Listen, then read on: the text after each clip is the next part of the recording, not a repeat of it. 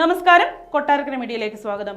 2019 ലോക്സഭാ തെരഞ്ഞെടുപ്പ് ഫലം വന്നപ്പോൾ കേരളത്തിൽ ഇടതുപക്ഷ മുന്നണിയുടെ കനൽ ഒരു തരി എന്ന വിശേഷണമായിരുന്നു ആലപ്പുഴ മണ്ഡലത്തിന്. ആകെയുള്ള 20-ൽ 19 മണ്ഡലങ്ങളും UDF തൂത്തുവാരിയ 2019 സംസ്ഥാനത്ത് ആലപ്പുഴയിൽ AM ആരിഫ് മാത്രമാണ് ഇടതുപക്ഷ സ്ഥാനാർത്ഥിയായി വിജയിച്ചത്. കഷ്ടിച്ച് 10,000 കടന്ന ഭൂരിപക്ഷത്തിൽ AM ആരിഫ് വിജയിച്ച ആലപ്പുഴയുടെ ഒഴുക്ക് ഇത്തവണ എങ്ങോട്ടാകും? മറ്റ് 19 ലോക്സഭാ മണ്ഡലങ്ങളും UDFിലേക്ക് ചാഞ്ഞപ്പോൾ ഇടതുപക്ഷ മുന്നണിക്ക് 2019 ഇലക്ഷനിൽ കേരളത്തിൽ ആലപ്പുഴ മാത്രമേ പിടിക്കാനായുള്ളൂ. അതിൽ തന്നെ സംസ്ഥാനത്തെ ഏറ്റവും കുറഞ്ഞ ഭൂരിപക്ഷം ആലപ്പുഴയിലായിരുന്നു. CPMന്റെ AM ആരിഫും കോൺഗ്രസിന്റെ ഷാനിമോൾ ഉസ്മാനും BJPയുടെ ഡോക്ടർ KS രാധാകൃഷ്ണനുമാണ് ആലപ്പുഴയിൽ മുഖാമുഖം വന്നത്. 10,90,112 പേർ പോളിംഗ് ബൂത്തിലെത്തിയപ്പോൾ സംസ്ഥാനത്തെ ഏറ്റവും മികച്ച പോളിംഗ് ശതമാനങ്ങളിലൊന്ന് ആലപ്പുഴ ലോക്സഭാ മണ്ഡലത്തിൽ രേഖപ്പെടുത്തി.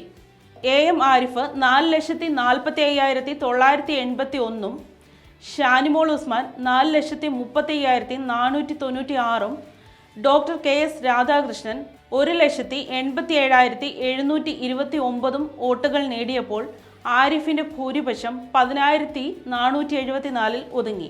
2019 സംസ്ഥാനത്ത് വിജയിച്ച ഏക സീറ്റ് എന്ന നിലയിൽ CPMന്റെയും ഇടതുപക്ഷ മുന്നണിയുടെയും അഭിമാന പോരാട്ടമാണ് ആലപ്പുഴയിൽ 2024 നടക്കുന്നത്. CPM സ്ഥാനാർത്ഥിയായി AM ആരിഫ് ഇക്കുറിയും ഇറങ്ങുമ്പോൾ കോൺഗ്രസിനായി ഷാനിമോൾ ഉസ്മാന് പകരം മണ്ഡലത്തിലെ മുൻ MP കൂടിയായ KC വേണുഗോപാലാണ് പോരാട്ടത്തിന് സജ്ജമായിരിക്കുന്നത്. 2014 CPMലെ CB ചന്ദ്രബാബുവിനെ 19,407 വോട്ടുകൾക്ക് KC വേണുഗോപാൽ പരാജയപ്പെടുത്തി. ഇതിനു മുമ്പ് 2009 KC ആലപ്പുഴ ലോക്സഭാ മണ്ഡലം സ്വന്തമാക്കി. അന്ന് 57,635 ആയിരുന്നു KC വേണുഗോപാലിന്റെ ഭൂരിപക്ഷം.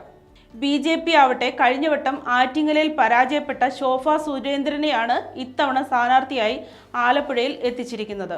അരൂർ, ചേർത്തല, ആലപ്പുഴ, അമ്പലപ്പുഴ, ഹരിപ്പാട്, കായംകുളം, കരുനാഗപ്പള്ളി എന്നിവയാണ് ആലപ്പുഴ ലോക്സഭാ മണ്ഡലത്തിൽ വരുന്ന നിയമസഭാ മണ്ഡലങ്ങൾ.